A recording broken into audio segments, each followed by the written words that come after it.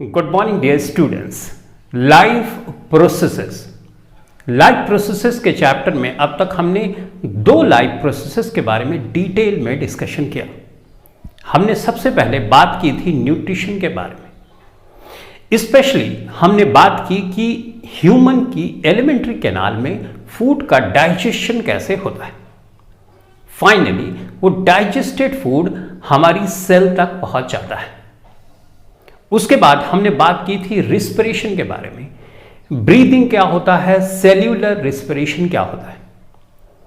Breathing के जरिए से हमने ऑक्सीजन को लंग्स में लिया और फाइनली वो ऑक्सीजन लंग से पहुंच जाती है सेल के अंदर।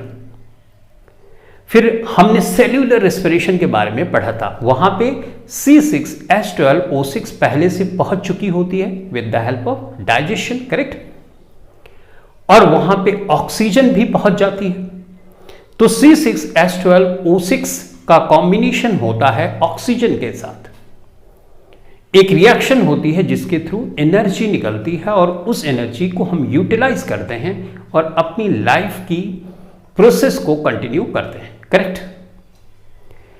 नाउ क्वेश्चन इज कि ये जो ऑक्सीजन लंग से सेल तक पहुंची, कैसे पहुंची। फूड का digestion alimentary canal small intestine में कंप्लीट हो जाता है, वहां से उसका एब्जॉर्प्शन हुआ, उसके बाद हमारी सेल तक कैसे पहुंची, करेक्ट। हमारी बुक में यह लिखा है कि अगर ऑक्सीजन को लंग से हमारे पैर के अंगूठे तक पहुंचना है डिफ्यूजन के थ्रू, तो लंग से पैर के अंगूठे तक पहुंचने में उसको 3 साल का समय लगेगा। इतने टाइम में तो हमारी सेल डेड हो जाएगी। तो इतना तेजी के साथ ऑक्सीजन को सेल तक पहुंचाने का कार्य कौन करता है? This is the question, correct. ये काम करता है हमारा ब्लड। यानी something is being transported from one place to another place, और इसीलिए हम इसको पढ़ते हैं ट्रांसपोर्टेशन की कैटेगरी में, जिसको हम सर्कुलेटरी सिस्टम भी बोलते हैं। सर्कुलेशन मतलब एक चीज एक स्थान से गई और लौट के फिर से उसी स्थान पे आ गई। तो ट्रांसपोर्टेशन में हम 3 चीजों की स्टडी करते हैं। हम बात करते हैं सबसे पहले हार्ट का, स्पेशली हम बात करेंगे ह्यूमन हार्ट की। ह्यूमन हार्ट का स्ट्रक्चर क्या है उसके बारे में इस क्लास में हम डिटेल में समझने वाले हैं। और उसके बाद स्ट्रक्चर ऑफ आर्टरी, वेन्स और कैपिलरीज के बारे में भी बात करेंगे, क्योंकि हार्ट है, हार्ट से जो नलियां निकली होती हैं उन्हीं को हम आर्टरी, वेन और कैपिलरी का नाम देते हैं। लेकिन किस तरह देते हैं, क्यों इनका नाम अलग अलग है, इसकी डिटेल इंफॉर्मेशन तुमको तभी पता चलेगी जब तुम लास्ट तक इस वीडियो को देखते हो, ठीक है। इसके बाद आता ब्लड, कि ब्लड का कंपोजिशन क्या, इन नलियों में बहता कौन है, ब्लड बहता है। और ब्लड ही ऑक्सीजन को या C6H12O6 के मॉलिक्यूल को सेल तक पहुंचाता है। तो उस ब्लड का कंपोजिशन क्या है, किस तरह से वो ब्लड बना, इसके बारे में तो हम नेक्स्ट क्लास में स्टडी करेंगे। इस क्लास में सिर्फ हम बात करेंगे structure of human heart special, right, structure of artery, when और कैपिलरीज के बारे में। तो बहुत ध्यान से इस क्लास को देखना है ताकि हर चीजें क्रिस्टल क्लियर हो जाए। तो सबसे पहले हम हार्ट के बारे में बात करते हैं। ऐसा नहीं था कि जो छोटे एनिमल थे जैसे पोरीफेरा में स्पॉन्जेस वगैरह, उनके अंदर हार्ट वेल डेवलप था, ऐसा नहीं है। वहां पे वाटर डायरेक्टली जो बॉडी सरफेस रहता था उसमें छोटे छोटे छेद होते। स्पॉन्ज के बारे में अगर तुमने सुना होगा तो उसकी बॉडी में छोटे छोटे छेद होते हैं। उस छेद के थ्रू पानी अंदर जाता था और पानी में जो डिसॉल्व चीजें होती थी उसको वो अंदर एब्जॉर्ब कर लेता था, ले लेता था। और बाकी जो पानी यूज का नहीं रहता था वो ऑस्कुलम यानी एक दूसरे छेद के जरिए बाहर निकल जाता। वहां हार्ट का कोई रोल नहीं, करेक्ट। वाटर कैनाल सिस्टम चलता था। धीरे धीरे जैसे जीव जंतु कॉम्प्लेक्स होते गए उसमें हार्ट का डेवलपमेंट होना शुरू हुआ। तो पहले 2 चैम्बर्ड हार्ट आया, यानी उसमें 2 ही चैम्बर थे। फिर 3 चैम्बर्ड हार्ट आया और उसके बाद 4 चैम्बर्ड हार्ट आया। तो जो वेल डेवलप्ड ऑर्गेनिज्म है उनमें 4 चैम्बर्ड हार्ट होता है। तो 2 चैम्बर्ड हार्ट होता है फिशेस में, बहुत इंपॉर्टेंट, ये सब बुक में है तो इसको लिख तो जाओ। 2 चैम्बर्ड हार्ट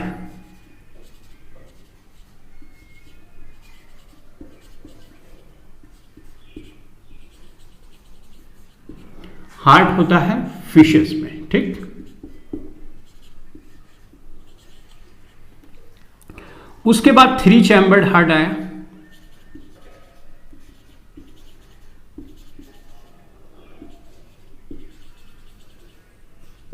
ये एम्फीबियंस में होता है।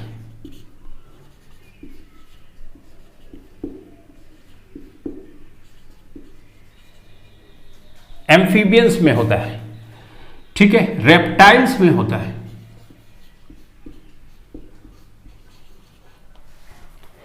एम्फीबियन मतलब जैसे फ्रॉग होता है जो जल में भी रहता है और थल पर भी रहता है, यानी पानी में भी रहता है और जमीन पे रहता है, तो उनको एम्फीबियंस बोलते हैं। उनके अंदर 3 चैम्बर्ड हार्ट होता है। रेप्टाइल्स जो भागने वाले एनिमल्स हैं।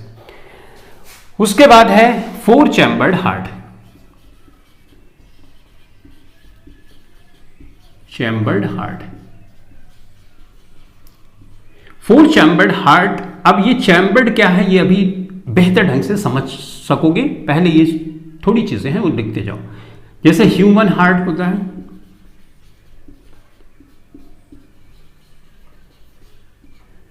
ठीक है, और जैसे बर्ड्स होती हैं उसमें भी 4 चैम्बर्ड हार्ट होता है, ठीक। इतनी सिंपल सी बातें समझ में आ गई, तो ये तुम नोट डाउन कर लो ताकि कोई समस्या ना हो। अगर पूछा जाए कि 2 चैम्बर्ड हार्ट का एग्जांपल बताओ, 3 चैम्बर्ड का बताओ और 4 चैम्बर्ड का बताओ, तो हमारा हार्ट होता है 4 चैम्बर्ड का। अब हम देखते हैं कि ये जो हार्ट हमारा होता है ये किस तरह का अंदर का स्ट्रक्चर दिखता है, राइट। हार्ट और हार्ट से रिलेटेड चीजें, इनको तुम बहुत बेहतर ढंग से रिलेट भी कर पाते हो। रीजन है क्योंकि हार्ट तो हमारे अंदर है, करेक्ट। और हार्ट जो चीज हमसे रिलेटेड है उसके बारे में पढ़ना भी बेहतर लगता है, राइट। जो हमारा हार्ट होता है सबसे पहले हम देखेंगे वो कहाँ सिचुएटेड होता है। तो चलो, हमारा हार्ट सिचुएटेड होता है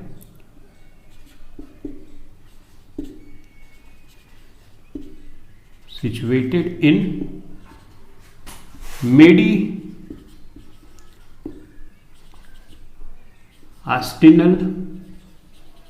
स्पेस, मेडिएस्टिनल स्पेस यहां पे होता है। और हार्ट हमारे शरीर के लेफ्ट साइड होता है, लेफ्ट साइड होता है, ठीक है। जैसे यहां पर मैं खड़ा हूं तो लेफ्ट साइड मेरा ये है, तो हार्ट कहां है, यहां है, ठीक। ये हमारी विंड पाइप है। उसके बाद हमारा, जैसे मैंने ऑलरेडी बताया वो ये हमारे लंग, और उसके बाद ये दूसरा हमारा लंग यहाँ पे था, राइट। उसमें हमने ये भी सीखा था कि यहाँ पे एक नॉच होती है, तो नॉच यहीं पे हार्ट हमारा सिचुएटेड होता है, ठीक है। ऐसे समझ लो। अब समझ में आई लोकेशन। हमारे लंग्स के बीच में इस साइड में, लेफ्ट हैंड साइड में हार्ट हमारा सिचुएटेड होता है, जिसको हम बोलते हैं मेडिएस्टिनल स्पेस, लेफ्ट साइड में होता है। साइज ऑफ हार्ट की बात अगर हम करें तो एक टाइट फिस्ट होती है, उसी कितनी साइज का होता है। जैसे ये हमारा मेरा हाथ है, मैंने इसको टाइट ऐसे फिस्ट कर दिया, तो ये जो साइज है यही है मेरे हार्ट की साइज, करेक्ट। तो सिंपल। तो इस तरह से हमने समझा कि ये कहाँ मेडिएस्टिनल स्पेस पे है, लेफ्ट साइड होता है, लंग्स जो होते हैं उनके बीच में होता है, और इसकी साइज एक टाइट फिस्ट अगर बना लो तो टाइट फिस्ट के इतनी साइज होती है, ठीक। अब चलो समझते हैं स्ट्रक्चर ऑफ हार्ट के बारे में, राइट ना। बहुत मजा आने वाला है, तो देखते जाओ कैसे स्ट्रक्चर इसका होता है। सबसे पहले ये मैंने बनाया ये इस तरह से, कुछ ये लेफ्ट साइड में ज्यादा होता है,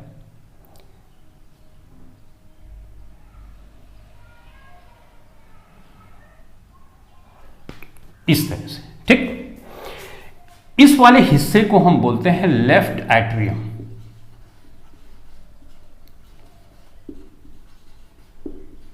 लेफ्ट कैसे पहचानोगे? यहां तो तुमको राइट दिख रहा होगा, ऐसे, ये लेफ्ट है ना, तो चित्र में ऐसे दिखाते हैं लेफ्ट एट्रियम।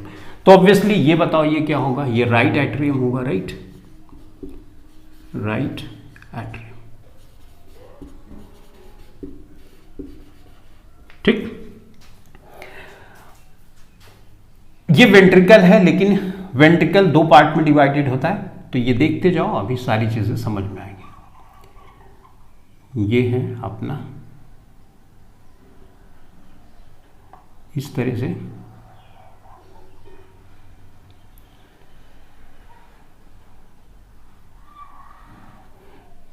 यहां पे इस तरह से होता है, यहां पे थोड़ा सा ऐसे बल्जिंग होती है अंदर साइड में, फिर यहां पे यूं होता है और इस तरह से। अब देखो एक चैम्बर ये दिखने लगा, ये चैम्बर दिखने लगा, राइट। इसी तरह से यहां पर भी होता है, यू ऐसे ऊपर होता है, यहां पे ऐसे बना देते हैं, ये यू उभरा हुआ, यू इस तरह से,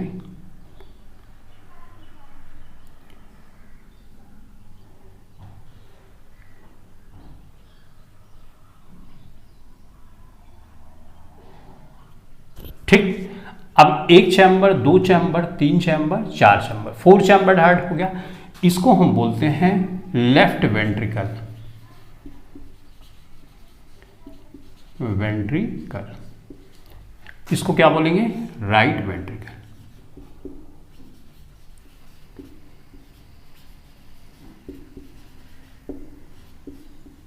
यहां पे देखो तुमको ज्यादा मोटा लग रहा होगा, राइट। ये अगर ध्यान से देखो, ये ज्यादा मोटा है और ये कम मोटा है, करेक्ट। ऐसा क्यों होता है? वो इसलिए होता है क्योंकि यहां पे जब ब्लड आता है, तो अभी आगे का स्ट्रक्चर बनाऊंगा, तो यहां से एक नली निकलती है। जब ये स्क्वीज करता है, कॉन्ट्रैक्ट करता है, तो इसको ज्यादा प्रेशर लगाना पड़ता है। प्रेशर ज्यादा लगाएगा तभी तो यहां से जो नली है उसमें से ब्लड बहेगा, राइट। और यहां से जो नली निकलती है पूरे ब्लड में, उसको पूरे शरीर में सर्कुलेशन करना होता है। तो इसका मतलब ऑब्वियसली यहां पे प्रेशर ज्यादा लगाना पड़ेगा। प्रेशर ज्यादा लगाना पड़ेगा तो ये वॉल मोटी होनी चाहिए ताकि कोई प्रॉब्लम ना आए, करेक्ट। यहां पे पतला नहीं है, यहां पे पतला है, राइट। पतला इसलिए है क्योंकि यहां से ब्लड आता है सिंपली, बस बहुत ज्यादा स्क्वीजिंग की जरूरत नहीं पड़ती। तो इसलिए इधर की जो वॉल होती है ये पतली होती है और इधर की वॉल मोटी होती है, ठीक है। हार्ट का जो ये वाला हिस्सा है इसको हम बोलते हैं बेस, ये वाले हिस्से को बेस, और इस वाले हिस्से को हम बोलते हैं एपेक्स, राइट। इसको बेस बोलते हैं और इस वाले हिस्से को हम बोलते हैं एपेक्स, ठीक। तो ये 4 चैम्बर्ड हार्ट यहां पे दिख गया। अब ये जो हार्ट की वॉल होती है ना, ये 3 लेयर्स की बनी होती है। बड़ा इंपॉर्टेंट क्वेश्चन है, कितने लेयर्स की बनी होती है? तो ये 3 लेयर्स की बनी होती है। और कौन कौन सी लेयर्स होती है उनका नाम। तो हार्ट का जो वॉल होती है वो 3 लेयर्ड होती है, 3 लेयर्ड। सबसे बाहर की साइड में, जो कि अभी मैंने बनाया नहीं, सबसे पहले होता है एपिकार्डियम, फिर उसके बाद ये वॉल जो तुम देख रहे हो ना, इसको बोलते हैं मायोकार्डियम, मायोकार्डियम। और सबसे अंदर की वॉल जो होती है इसको हम बोलते हैं इंडोकार्डियम। तो ये 3 वॉल होती है। ये मायोकार्डियम जो होती है ये बड़ी मजबूत वॉल होती है और ये इनवॉलेंटरी मसल्स की बनी होती है, जिसको हम नाम देते हैं कार्डियक मसल। कौन सा? Cardiac muscle. कार्डियक मसल तुमने पढ़ा होगा क्लास 9 में कि ऐसी मसल्स होती हैं जिनमें स्पेशल प्रॉपर्टी होती है, कॉन्ट्रैक्शन की बहुत अच्छी प्रॉपर्टी होती है। क्या नाम है? किसकी बनी होती है? कार्डियक मसल्स की बनी होती है, राइट। कौन सी? मायोकार्डियम, कार्डियक मसल की बनी होगी, जिससे कॉन्ट्रैक्शन हार्ट हमारा पूरा जिंदगी भर धड़कता रहता है, करेक्ट ना। तो ऐसी मसल्स होनी चाहिए जो स्पेशल हो ताकि कोई प्रॉब्लम ना आए। तो ये बनी होती है कार्डियक। तो ये 3 लेयर तुमने लिख लिया, एपिकार्डियम, मायोकार्डियम और एंडोकार्डियम। मायोकार्डियम जो बनी होती है ये कार्डियक मसल्स की बनी होती है। डन, इतनी बात समझ में आ गई, ठीक। यहां पे तुम देख रहे होगे ये बल्जिंग है थोड़ी सी, देखो यहां से बल्जिंग है ये, राइट ना। इस बल्जिंग को हम बोलते हैं फोसा ओवैलिस, फोसा ओवैलिस। जब बच्चा मां के यूटेरस में होता है तो उस टाइम पे ये यहां से कनेक्टेड होती है, यानी यहां से ब्लड यहां जा सकता है, कनेक्टेड। लेकिन जब बच्चा डिलीवर होता है तो ये बंद हो जाती है। इस तरह से कनेक्शन इनका जो रहता है वो क्लोज हो जाता है। कई बार तुमने सुना होगा कि एक बच्चा पैदा हुआ जिसके हार्ट में छेद है, करेक्ट। तो छेद का मतलब यहां पे ये जो कनेक्शन है प्रॉपरली क्लोज नहीं हो पाता है, तो यहां का ब्लड यहां पे जाता है, तो उसी को बोलते हैं हार्ट में होल हो गया। हार्ट में होल का मतलब ये नहीं कि यहाँ पे ऐसा कुछ होल हुआ, इसका मतलब यहाँ फोसा ओवैलिस जो है ये इसका जो प्रॉपर कनेक्शन क्लोज होना चाहिए था वो क्लोज नहीं होगा, ठीक। इतनी बात समझ में आ गई। अब यहाँ पे तुम ध्यान से अगर ऑब्जर्व करो कि इसका देखो यहाँ पे कनेक्शन है, राइट। ये इसको बोलते हैं वॉल्व, क्या बोलते हैं, वॉल्व। इसको हम बोलेंगे वॉल्व। इसको बोलते हैं बाइकस्पिड वॉल्व, और प्रॉपरली लिखूं तो बाइकस्पिड वॉल्व। इसका एक तीसरा नाम भी है जिसको हम बोलते हैं माइट्रल वॉल्व या मिट्रल वॉल्व, ठीक। बाइकस्पिड वॉल्व या मिट्रल वॉल्व। ये वॉल्व क्लोज होता है, कैसे क्लोज होता है अभी बेहतर ढंग से समझ पाओगे। फिलहाल इतना समझ में आ जाए कि ये वॉल्व इसको मिट्रल वॉल्व बोलते हैं या बाइकस्पिड वॉल्व बोलते हैं। अब क्वेश्चन होगा कि ये बाइकस्पिड वॉल्व क्या होती है, करेक्ट ना। तो ऐसा कुछ समझ लो कि जैसे एक गोला हो, राइट। इस गोले में कुछ इसके 2 हिस्से हो जाएं, कुछ यू ऐसे 2 हिस्से हो जाएं, राइट। देखो 2 पार्ट हो गया, एक फ्लैप इधर एक फ्लैप इधर, तो इस तरह से होता है। यू समझो ये 2 फ्लैप है इस तरह से ना, तो इसको बोल देंगे बाई मतलब 2, तो 2 हिस्सा है, तो इस तरह से ऐसे होता है एक्चुअल में यू। तो ब्लड ऊपर से आएगा तो ये ऐसे हो जाएगा, फिर से क्लोज होगा, ठीक। तो बाइकस्पिड वॉल्व इसको बोलते हैं। इसी तरह से यहां पर भी तुम देख रहे होगे ये है 2 वॉल्व दिख रही है, राइट ना। ये जो वॉल्व दिख रही है इसको बोलते हैं हम ट्राइकस्पिड वॉल्व, यहां पे लिख देता हूं ट्राइकस्पिड वॉल्व। ये मिटा देता हूं, इसकी तो जरूरत अभी है नहीं, राइट ना। तो इसको हम बोल देंगे ट्राइकस्पिड वॉल्व। अब समझ गए होगे ट्राइकस्पिड का मतलब क्या हुआ, ट्राइकस्पिड वॉल्व। ट्राइकस्पिड कुछ ऐसा समझ लो, इसके 3 हिस्से होंगे, कुछ यू समझ लो, यू समझ लो। देखो 3 फ्लैप हो गए, 1 2 3 हो गया ना। तो इस तरह से 3 होता, ब्लड ऊपर से आएगा तो ऐसे झुक जाएगा, फिर उसके बाद क्लोज हो जाएगा, डन। तो ये वॉल्व के बारे में हमने यहां पर समझ लिया, करेक्ट। जो हमारा ब्लड होता है ब्राइट रेड होता है, शुद्ध ब्लड। शुद्ध ब्लड मतलब उसमें ऑक्सीजन की मात्रा ज्यादा है तो हम उसको शुद्ध बोलते हैं। कार्बन डाइऑक्साइड की मात्रा अगर कम है तो हम उसको डीऑक्सीजनेटेड ब्लड बोलते हैं। अगर ऑक्सीजन की मात्रा ज्यादा है तो उसको ऑक्सीजनेटेड ब्लड या शुद्ध ब्लड हम बोलते हैं। लेकिन जो अशुद्ध ब्लड होता है उसको तुम देखोगे उसकी नलियां ब्लू कलर से दिखाई देती है। तो क्या ब्लड जो ब्लू कलर का होता है? ब्लू कलर का तो ऐसा नहीं होता है, लेकिन उसमें टिंजेस होती हैं ब्लू कलर के। क्या होते हैं? टिंजेस, बहुत हल्की मात्रा में। तो मैं जो नलियां दिखाऊंगा जिसमें डीऑक्सीजनेटेड ब्लड है उसको मैं दिखाऊंगा ब्लू कलर से, ठीक है। तो यहां पे इस वाले हिस्से में एक नली आके खुलती है, ठीक है। ये जो नली खुलती है यहां से आती है इस तरह से, यूं। ये शरीर के ऊपर हिस्से से, जैसे हेड से, शोल्डर से, इन सब हिस्से से ब्लड लेके आती है। तो ब्लड लेके ये आती है और ऊपर के हिस्से से लेके आती है, तो इसको हम बोलते हैं इसका नाम देते हैं superior vena cava. Superior vena cava. Vena मतलब वेन। अब वेन क्या है, आर्टरी क्या है, यहां पे थोड़ा सा समझने की जरूरत है। देखो इतनी बात समझो, जो हार्ट के अंदर ब्लड लेके जाएगी वो वेन्स होंगी। हार्ट के अंदर जो ब्लड लेके शरीर के दूसरे हिस्से से ब्लड लाएंगे और हार्ट के अंदर छोड़ेंगे, उनको हम वेन्स बोलते हैं। जो हार्ट से ब्लड शरीर के हिस्से में लेके जाएंगे, हम उनको आर्टरी बोलते हैं। ठीक, सिंपल सी बात। जैसे ये हमारा हार्ट है, फॉर एग्जाम्पल छोटा सा हार्ट, अगर ये नली ब्लड इसके अंदर लेके जाएगी तो मैं इसको नाम दूंगा वेन का।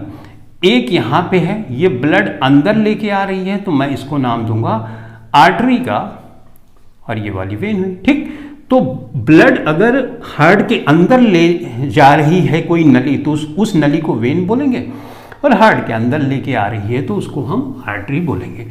तो अब यहां पे हमारे हेड और दूसरे ऊपरी हिस्से से लेके ब्लड ये नली आ रही है अंदर की तरफ, तो ऑब्वियसली हम इसको वेन बोलेंगे। इसको नाम दिया सुपीरियर वेना कावा।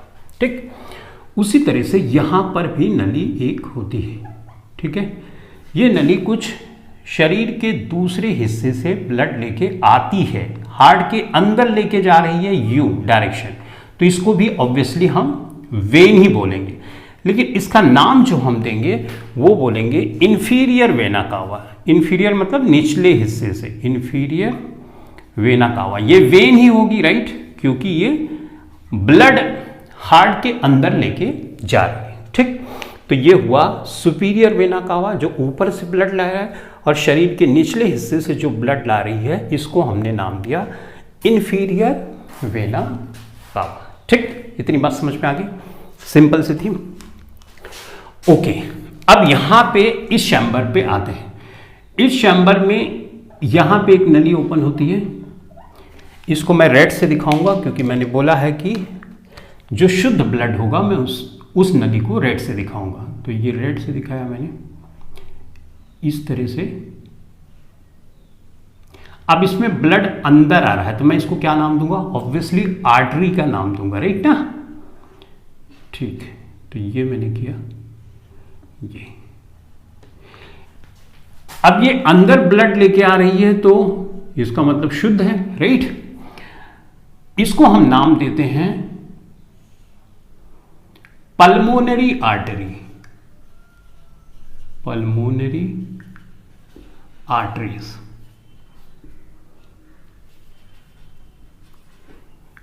ये पल्मोनरी वर्ड जहां पे आता है इसका मतलब लंग्स से रिलेटेड है, हमारे फेफड़े से रिलेटेड है, वहां से ये आ रही है। हमारे दो फेफड़े होते हैं, हर एक फेफड़े से दो नली आती है, तो दो यहां पे हो गई। दूसरे फेफड़े के लिए मैं यहां पे थोड़ा सा दिखा देता हूं, ये है, इसका मतलब चार नलियां आकर यहां पर खुलती हैं और चारों ही ऑक्सीजन से भरी होंगी, क्योंकि हमारे जो लंग्स में हम तो सांस बराबर ले रहे हैं, ऑक्सीजन अंदर आ रही है, इसका मतलब ब्लड में वो ऑक्सीजन मिल जाएगी तो ऑक्सीजनेटेड ब्लड हो जाएगा, और यहां पे हमने इसको दिखा दिया। ठीक,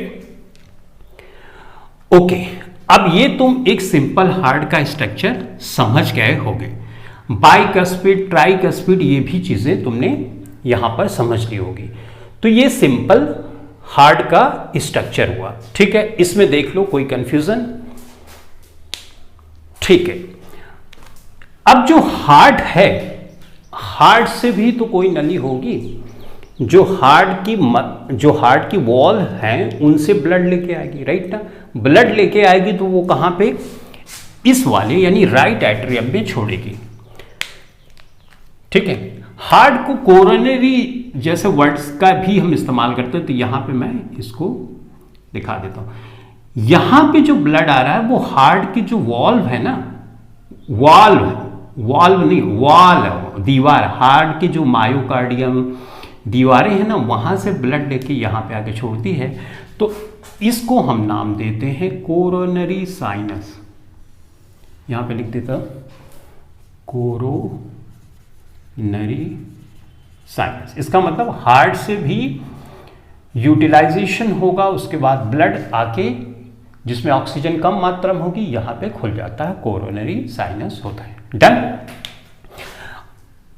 अब यहां पर इन सब जगह वॉल होता है, इसमें वॉल नहीं होता है।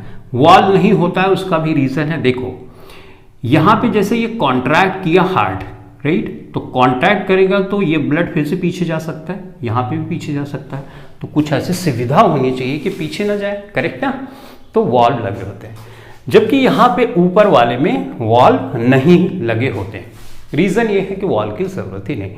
जब कॉन्ट्रैक्ट होता है तो ये कुछ एंगल पे खुली होती है, जैसे ये है, ये वॉल खुली हुई है, अब कॉन्ट्रैक्ट हुआ तो अपने आप ही ये क्लोज हो गई, तो वहां पे वॉल की जरूरत ही नहीं पड़ी, राइट ना। तो बहुत ही सिस्टमैटिकली और प्रॉपरली सारी कुछ चीजें होती हैं, ठीक है। इसी तरह से यहां पर भी वॉल ऐसा होता है कि नहीं होता। फिलहाल तुम इतना भी समझ गए कि ये 3 नलियां, एक सुपीरियर वेना कावा, एक इंफीरियर वेना कावा, एक कोरोनरी साइनस हमारे राइट एट्रियम में आके ओपन होती है। तो इसका मतलब ये बॉडी से ब्लड लेके आ रही हैं, तो इनमें डीऑक्सीजनेटेड ब्लड होगा, यानी ऑक्सीजन की मात्रा कम होगी, ठीक है। फाइनली यहां पर आके ब्लड पूरे शरीर का इकट्ठा हो गया, जिसमें ऑक्सीजन की मात्रा है कम, यानी डीऑक्सीजनेटेड ब्लड। डीऑक्सीजनेटेड ब्लड का लाने का काम कौन कर रहा है? ये वेन्स काम कर रही हैं, ठीक। पल्मोनरी वेन्स, देखो यहां पे मैंने गलत कर दिया, क्यों? क्योंकि हार्ट की तरफ जो ब्लड लेके आएंगे उनको वेन्स बोलेंगे, ना कि आर्टरी, करेक्ट। अब यहां पे एक बहुत इंपॉर्टेंट चीज देखने की है, समझने की है, जितनी वेन्स होती हैं सब डीऑक्सीजनेटेड ब्लड लेके आती हैं। ऑल जितनी वेन्स होती हैं डीऑक्सीजनेटेड ब्लड लेके आती हैं, राइट, डीऑक्सीजनेटेड ब्लड लेके आती है। लेकिन ये वेन जो हार्ट की तरफ खुल रही है ये ऑक्सीजनेटेड, यानी पल्मोनरी वेन ऑक्सीजनेटेड ब्लड उसमें फ्लो होता है। ये बहुत इंपॉर्टेंट है, एक्सेप्शन भी है और एग्जाम में पूछा भी जाता है कि कौन सी ऐसी वेन है जिसमें ऑक्सीजनेटेड ब्लड फ्लो होता है, तो तुमको बोलना होगा पल्मोनरी वेन्स ऐसी वेन्स होती हैं जिसमें ऑक्सीजनेटेड ब्लड फ्लो हो रहा है, जबकि वो है वेन, ठीक। चलो अब हम बात करेंगे कि हमारा ब्लड किस तरह से हमारे हार्ट में फ्लो करता है। तो हम यहां से स्टार्ट करेंगे। ब्लड यहां से आया, यहां छोड़ा, ऊपर से आया, यहां छोड़ा, और ये हार्ट की वॉल से आया, यहां पे छोड़ दिया, तो सारा डीऑक्सीजनेटेड ब्लड यहां पे इकट्ठा हो गया। अब ब्लड को यहां से यहां गुजरना होगा।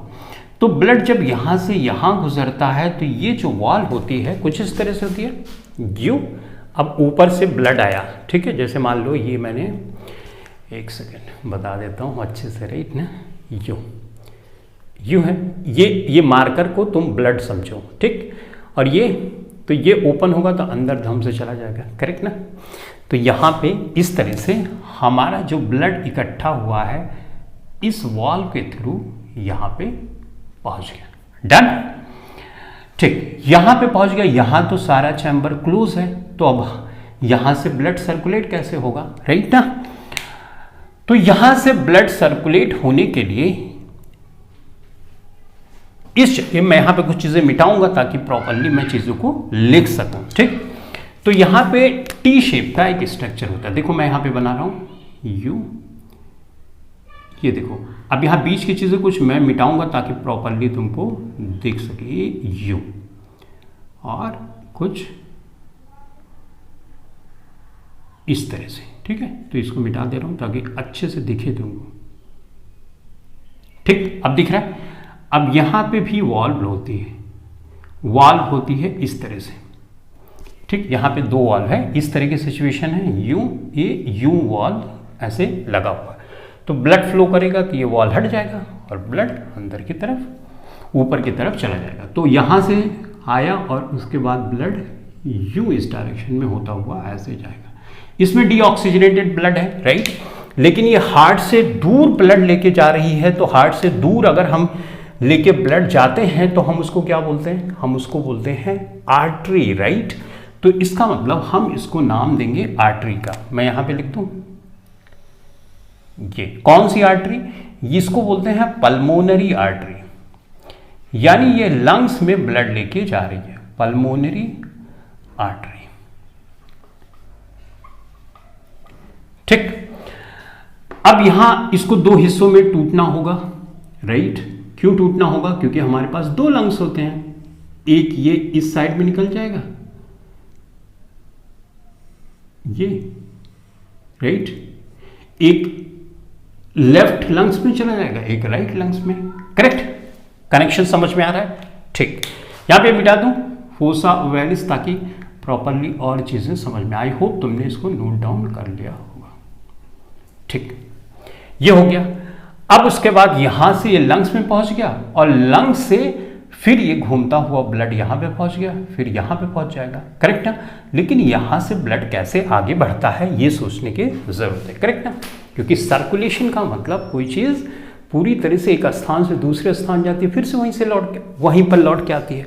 तो यहां पे अब यहां समझ गए, यहां से आया, यूं ब्लड गया, फिर लंग्स में गया, लंग्स से फिर ऑक्सीजन ली, ऑक्सीजन के जरिए यहां पहुंचा और उसके बाद हमारा ब्लड यहां पे पहुंचेगा इस वाले में, इस वाले के बाद यहां से आएगा। यहां पे भी हमारी वाल्व होती है बाइकस्पिड वाल्व, इस तरह से होती है, तो यूं हटेगी तो ब्लड अंदर चला जाएगा, तो यहां पे ब्लड पहुंच गया। अब यहां से ब्लड कैसे शरीर के हिस्से में जाता है ये समझने की जरूरत है। तो यहां पर भी इस तरह से होता है। देखो मैं यहां पे बना रहा हूं यू, इस तरह से, ठीक है। आई होप दिख रहा है। ये यहां पे भी सेमी ल्यूनर वॉल्व बोलते हैं। इस वॉल्व का नाम दे देते हैं हम ताकि कोई कंफ्यूजन ना हो। ये जो वॉल्व है ना, इसको हम बोलते हैं सेमी ल्यूनर, इसको भी सेमी ल्यूनर ही बोलते हैं। यहाँ पे जो वॉल्व है ना सेमी ल्यूनर, चांद के आकार का, आधा चांद जैसे होता है, इसीलिए इसको बोलते हैं सेमी ल्यूनर वॉल्व। ठीक है, सेमी ल्यूनर वॉल्व। ये भी ट्राइकस्पिड वॉल्व भी होती है, यानी जैसे ये दो हिस्से मैंने बनाए थे ना, उसमें तीन हिस्से होते हैं और एक नाम और भी है इसका, सेमी ल्यूनर वॉल्व। तो ये भी वॉल्व सेमी ल्यूनर है और ये भी वॉल्व सेमी ल्यूनर वॉल्व है। ठीक है, तो सेमी ल्यूनर वॉल्व्स भी बोल सकते हैं। यहां से फिर ब्लड या इस डायरेक्शन में जाएगा और फिर यहां से होते हुए इस तरह से एस शेप में कुछ जाता है। तो चलो बना देता हूं। ये हुआ हाफ एस होता है, जैसे एस लेटर होता है, ये ना, ये यूं कुछ इस तरह से एस शेप में होता है। तो यहां पे गया और इस तरह से यहां पे आया। अब यहाँ पे कुछ चीज़ें मिटाऊंगा मैं ताकि तुमको प्रॉपरली दिख सके। तो ये हुआ इस तरह से, यहाँ पे यू जाएगा। अब यहाँ पे ऐसे तीन हिस्सों में तीन नलियाँ यहाँ से और निकलती हैं जो शरीर के ऊपरी हिस्से को ब्लड लेके जाती हैं। ठीक, यहाँ से इस डायरेक्शन में घूमता है, ना कि इस डायरेक्शन में। ध्यान देना, लेफ्ट हैंड साइड में ये घूमता है, तीन हिस्सों में यहां बढ़ता है, उसके बाद यहां से होता हुआ यूं। यहां पे तुम कई बार चित्र में देखते होगे कि यहां से एक नली निकली हुई है, ये यू। करेक्ट, तो यहां ब्लड आया ऑक्सीजनेटेड, यहां से होता हुआ ब्लड यूं गया, शरीर के डिफरेंट हिस्सों में, ऊपर के हिस्से में सप्लाई किया, लेफ्ट साइड घूमा और उसके बाद यहाँ से शरीर के निचले हिस्से में ब्लड जाता है। तो यहाँ से ब्लड ने हार्ट में एंट्री की और यहाँ से ऑक्सीजनेटेड ब्लड लेके ये ब्लड शरीर के डिफरेंट हिस्से में पहुँचता है। राइट ना? समझ में आई प्रोसेस? एकदम बिल्कुल क्लियर और क्रिस्टल क्लियर। राइट ना? कोई कंफ्यूजन नहीं हुआ होगा कि किस तरह से। एक बार दोबारा से बताता हूँ। सारा डीऑक्सीजनेटेड ब्लड यहाँ पे आएगा, यहाँ पे आएगा, उसके बाद यहाँ से होता हुआ लंग्स में जाएगा, लंग्स में ऑक्सीजन रहती है तो ऑक्सीजनेटेड ब्लड हुआ। फिर ये चार नलियाँ यहाँ पे खुलती हैं ऑक्सीजनेटेड ब्लड की, यहाँ पे आएगी, यहाँ पे आने के बाद ये ब्लड यहाँ से होता हुआ शरीर के हिस्से में देगा और फिर ये शरीर के निचले हिस्से में देगा। जो कैपिलरीज होती हैं इनके द्वारा वेन्स और आर्टरीज दोनों कनेक्टेड होती है। कैसे कनेक्टेड होती है अभी जब मैं बात करूँगा स्ट्रक्चर ऑफ आर्टरी और वेन्स के बारे में तो वहां पे डिटेल में समझाऊंगा। ठीक है, इतनी बात समझ गया कि सर्कुलेशन इस तरह से होता है। देखो, जब यहां पे ब्लड आता है, ब्लड यहां पे निकलेगा, उसी दौरान ब्लड इसमें भी आता है। ब्लड इसमें जब आएगा तो उसी दौरान ब्लड इसमें भी आता है। ठीक है, जब ब्लड इसमें आता है उसके बाद ये जो वाल्व होती है ये बंद होना चाहिए। जैसे ये वाल्व है, ब्लड निकल गया, बंद होना चाहिए तो आवाज आएगी, करेक्ट ना। इसी तरह से यहां से एक आवाज निकलती है और इसको हम यहां पर भी आवाज निकलती है। कैसे? देखो, ब्लड गया तो ऐसे हट गया, कोई खास आवाज नहीं है, राइट ना। लेकिन जब बंद होगा, जैसे दरवाजा बंद होता है तो ज्यादा तेज आवाज आती है, राइट। तो उस साउंड को हम बोलते हैं लब। समझ में आया? इसके क्लोज होने से जो साउंड प्रोड्यूस होती है उसको बोलते हैं लब। उसके बाद यहां से जो ब्लड होगा इसके अंदर घुसेगा, इसके अंदर घुसेगा तो इस तरह से लगा हुआ है, राइट। तो जब खुलेगा तो उतना आवाज नहीं आएगा, लेकिन जब बंद होगा ना, राइट, बंद होने पे आवाज। तो इसके क्लोज होने पे लब की साउंड आती है, जबकि सेमील्यूनर वाल्व जो यहां पे है, इसके क्लोज होने से डब की साउंड आती है। कुछ लोग डप भी बोलते हैं, तो डब जो भी, लेकिन ये साउंड जो प्रोड्यूस होती है यहां से प्रोड्यूस होती है। इसी को स्टेथोस्कोप या आला जो होता है, डॉक्टर के पास जाते हो तो उसी साउंड को वो सुनते हैं। ठीक, समझ में आई बात। तो लब और डब की साउंड सुनी जाती है। तो ये एक सिंपल हार्ट का स्ट्रक्चर हो गया, इसको ध्यान से देख लो और उसके बाद इसको स्क्रीनशॉट करना चाहते हो तो कर लो। उसके बाद इसको मैं मिटा के अब हम बात करेंगे आर्टरीज और वेन्स के बारे में। ठीक है, यहां पे एक चीज मैं और बता देता हूं, इस जो ये वाली नली जा रही ना, इसको हमने कोई नाम नहीं दिया, इसको नाम दे देते हैं एओर्टा। एओर्टा मतलब आर्टरी, राइट। ये सबसे बड़ी नली होती है जिसको हम बोलते हैं एओर्टा, और इसमें ऑक्सीजनेटेड ब्लड होता है और ये पूरे शरीर को ऑक्सीजनेटेड ब्लड पहुंचाती है। यहां पे तुमने देखा सारा ब्लड यहां पे इकट्ठा हो गया। अब जब ये कॉन्ट्रैक्ट करेगा हार्ट, हमारा हार्ट जब कॉन्ट्रैक्ट करेगा तो ये ब्लड ऊपर की तरफ जाएगा। अब कॉन्ट्रैक्शन ज्यादा करना पड़ेगा क्योंकि इस नली को पूरे शरीर में खून पहुंचाना, अगर प्रेशर ज्यादा नहीं होगा तो ये पहुंचा ही नहीं पाएगी, करेक्ट ना। तो इस वजह से इसको कॉन्ट्रैक्शन ज्यादा करना पड़ता है, कौन सा, लेफ्ट वेंट्रिकल को, इसीलिए इसकी वॉल्व होती है मोटी।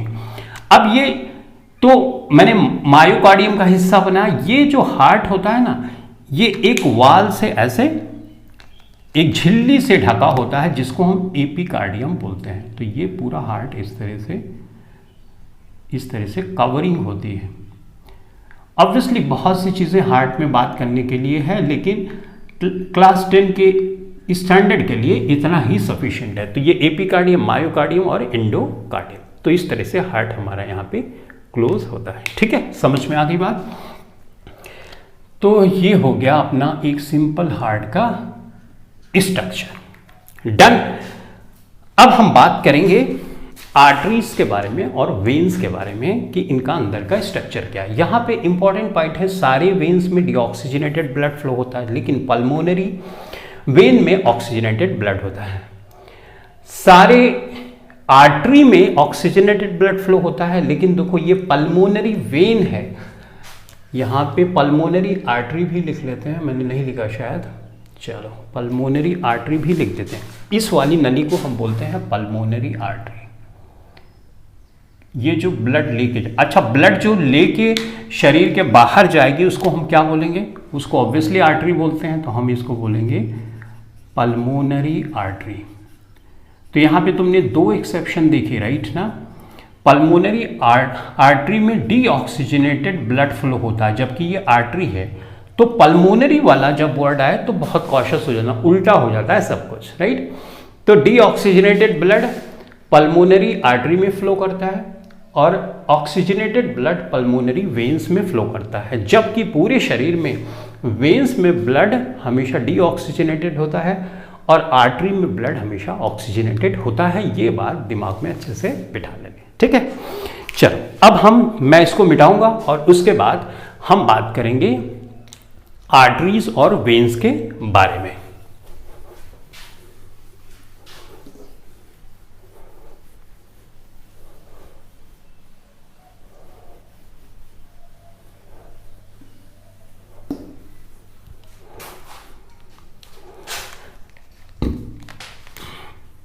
स्ट्रक्चर ऑफ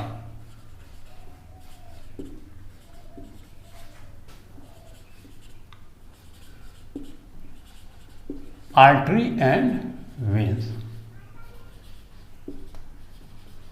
कैपिलरीज भी लिख लेते हैं एंड कैपिलरीज।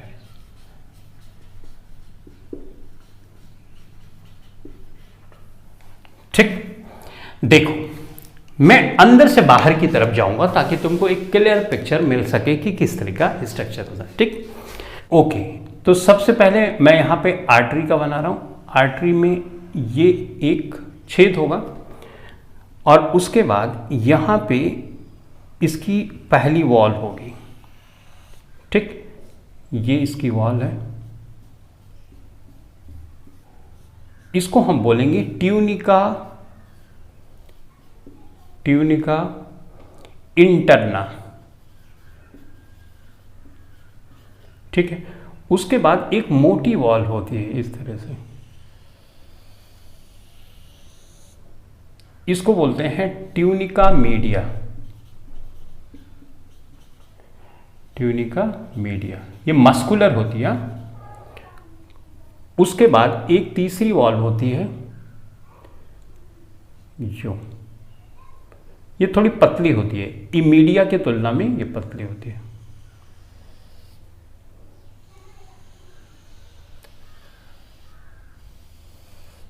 ठीक है, इसको हम बोलते हैं ट्यूनिका एक्सटर्ना। एक्सटर्ना मतलब बाहर।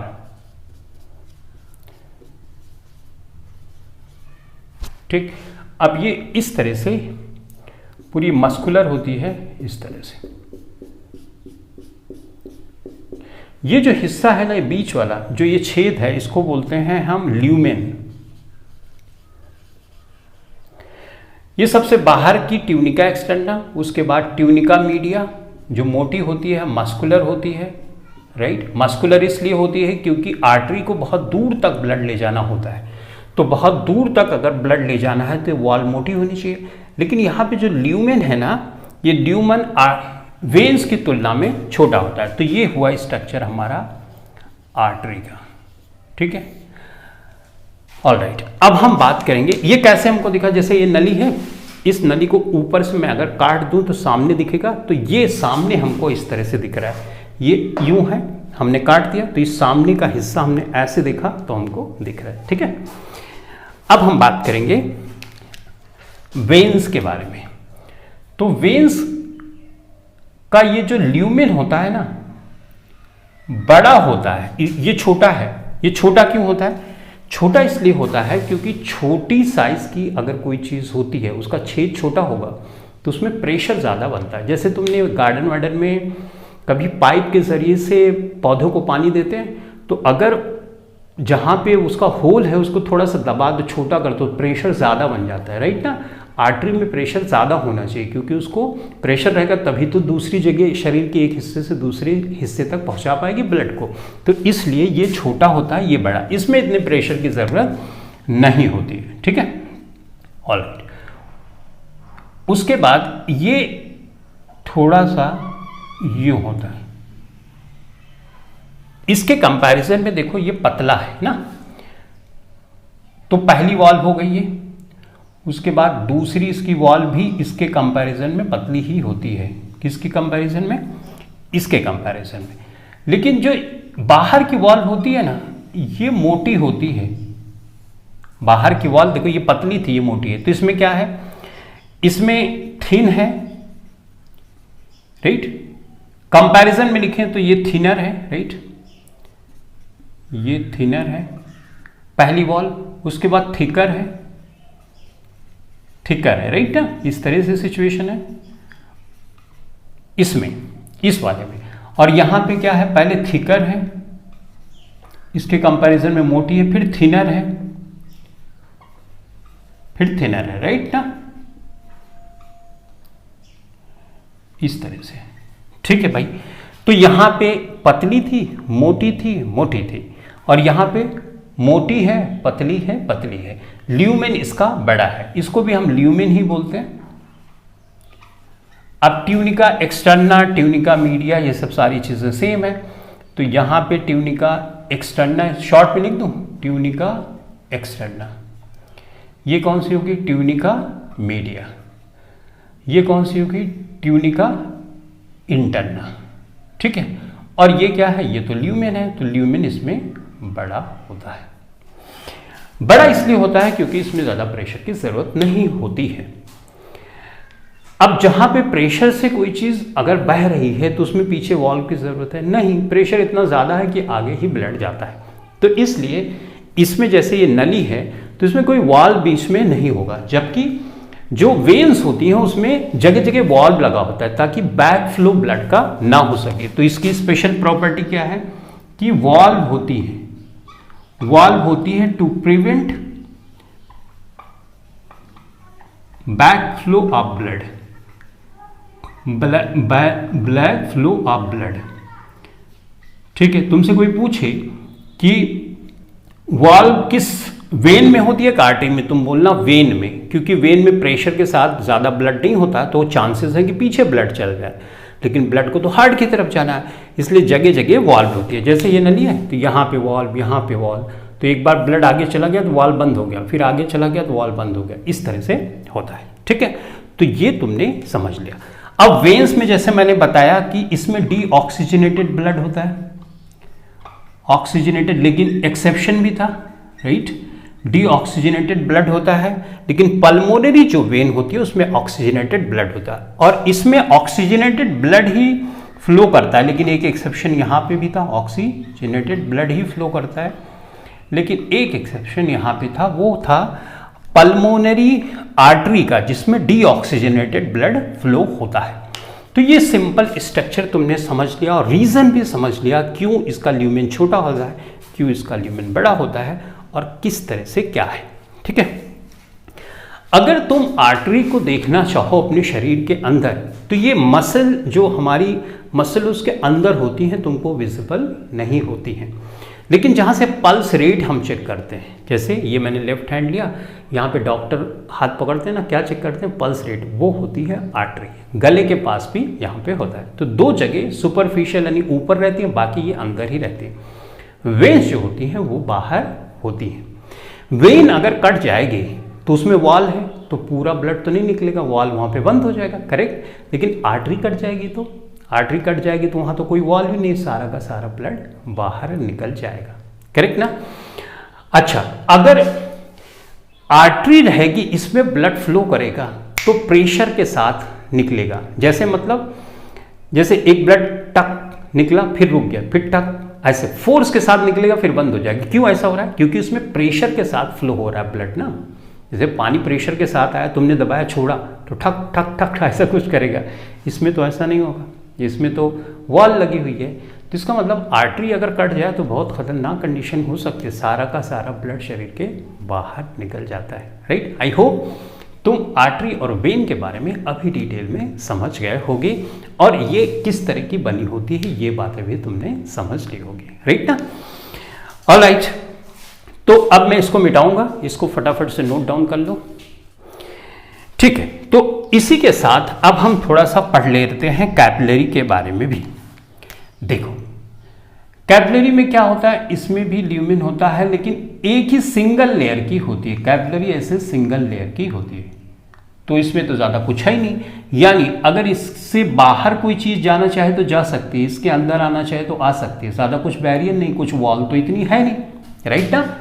अगर वॉल नहीं है तो एक्सचेंज हो जाएगा चीजों का आसानी से, करेक्ट। और यही होता भी है, कुछ इस तरह की सिचुएशन है। देखो जैसे मान लो कि यहां से आर्टरी आ रही है, जिसको मैं रेड कलर से शो करूंगा, ठीक है। ये आर्टरी आएगी तो कहां से? ऑब्वियसली हार्ट से ब्लड लेके आ रही है, ऑक्सीजनेटेड ब्लड है। उसके बाद हमारी शरीर की सेल तक पहुंच जाता है, और यहाँ पे इस तरह से छोटी छोटी पतली पतली इस तरह से नलियां होंगी। ये नलियों को ही हम कैपिलरी बोलते हैं, जो सिंगल सेल वॉल, जो सिंगल वॉल की बनी थी। उसके बाद यहाँ से एक्सचेंज होगा गैसेस का, जो ऑक्सीजन वगैरह आई थी, राइट, इसके साथ, और ये फिर से यहाँ पे इस तरह से मिल जाएंगे, मिल के फिर एक नली बनेगी, और ये नली शरीर। तो ये क्या हुई? हमारी वेन हुई। ये क्या हुई? हमारी कैपिलरी हुई। कैपिलरी समझ में आई बात? है ना, कैपिलरी, और ये क्या हुई हमारी आर्टरी हुई, करेक्ट। तो आर्टरी और वेन को जोड़ने का काम कैपिलरी करती है, लेकिन कैपिलरी उतनी मोटी नहीं होती जिससे ऑक्सीजन वगैरह जो सेल होगी यहाँ पे हमारी उसको सप्लाई हो जाएगी, डिफ्यूज कर जाएगी वहाँ पे, राइट ना, और ऑक्सीजन जो हमारे जो है सेल को चाहिए होती है वो मिल जाती है। तो यहाँ पे देखा तुमने कनेक्शन किस तरह से कैपिलरी का होता है। ठीक, इतनी बात समझ गए बहुत सिंपल तरीके से। अब देखो यहाँ पे जब ब्लड फ्लो करता है, ठीक है, तो ब्लड फ्लो करता है तो कुछ ऐसे मटेरियल जो ब्लड के अंदर होते हैं वो बाहर निकल आते हैं, आरबीसी वगैरह नहीं, जैसे कुछ प्रोटीन वगैरह, लिक्विड वगैरह वो बाहर आ जाते हैं। ठीक, वो बाहर आ जाते हैं तो उनको हम बोलते हैं लिम्फ। क्या बोलते हैं? लिम्फ। अब कहीं पे अगर कोई चीज़ छानो तो ऐसा तो नहीं है सारी चीज़, कुछ चीज़ें ऐसी होंगी जो ब्लड से अंदर आ जाएंगी लेकिन बड़ी यूजफुल है, वो यूजफुल है तो क्या होगा, उनको पहुंचाना फिर से ब्लड में ज़रूरी होगा।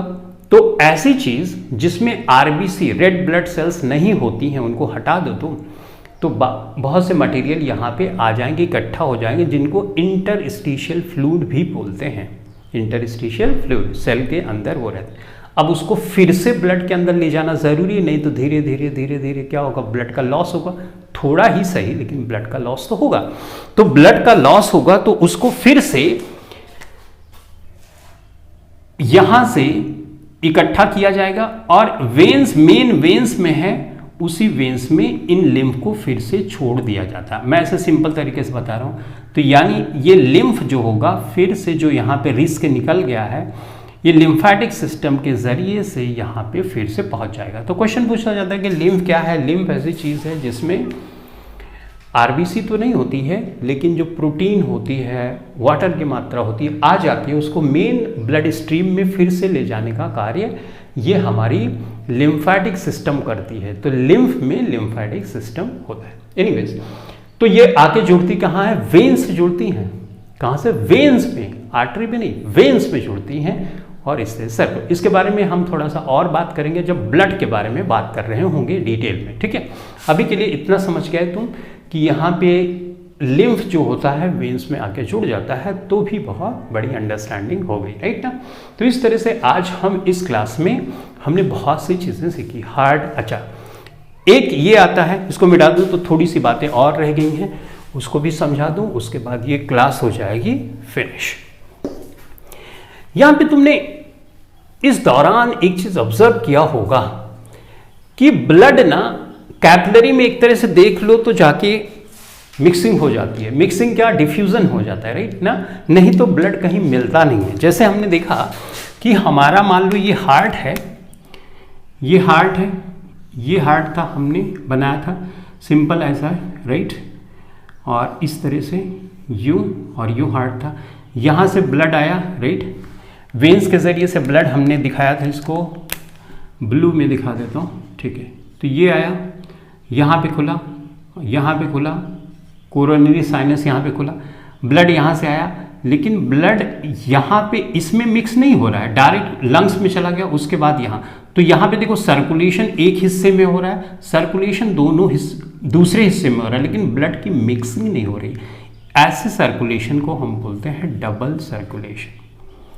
डबल सर्कुलेशन, ठीक है, समझ में आया? डबल सर्कुलेशन, इसमें मिक्सिंग नहीं ब्लड की हो रही, इसका सर्कुलेशन अलग है, यहाँ से आया, ये ऐसे इसमें भी जा सकता है, इसमें नहीं गया, राइट ना, तो यहाँ पे आया, यहाँ से फिर लंग्स में चला गया, लंग्स यहाँ, तो मतलब सर्कुलेशन जो है डबल हो रहा है, एक इस साइड में हो रहा है, एक इस साइड में, और दोनों सेपरेट हैं। तो ऐसे सर्कुलेशन को हम डबल सर्कुलेशन बोलते हैं।